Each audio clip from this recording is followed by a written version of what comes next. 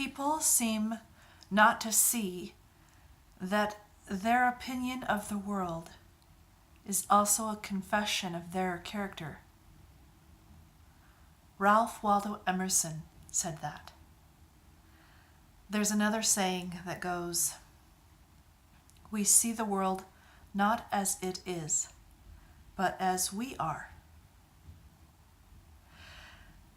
This makes it so that the quest for truth, at least as it would be out there in the world, is practically useless because you won't find what is true out there.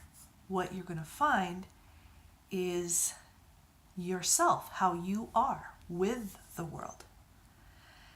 You're going to find a world that is an artifact of your own weaknesses and strengths. And so the quest is not truth. The quest is yourself. To create as much compassion, as much integrity, as much freedom as you can with yourself. And then you radiate that out to others as well, so they're influenced by it. And if you see the world through that compassion, that integrity, that freedom, and other similar things, then that is, again, about you and how you are seeing. So you see with your whole self, your whole character, your whole heart, your whole body and eyes. And in the New Testament, there is that parable about the beam that is in our own eye and the mote that is in our neighbor's eye. And we usually understand that to mean that we need to work on ourselves first before we can see clearly the mote in the neighbor's eye. A beam is like a huge 2x4 log that goes out, and a mote is a speck of dust.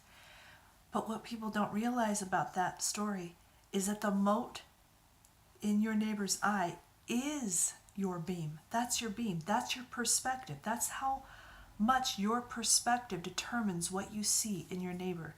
So you're actually not even seeing a mote in your neighbor's eye. You're seeing the end of your beam. So it's always you. It always has been you. And what you see in your neighbor is actually what you're seeing in yourself and what's coming from yourself.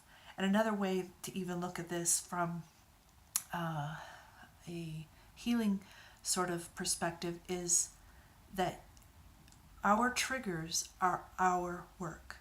So if there's something out there that frightens us, that makes us angry, that disgusts us, it's not about them, it's about you. And this can actually help you understand other people, because the things that are coming out of them are about them. Even if they've directed it at you, it's not about you, it's about them.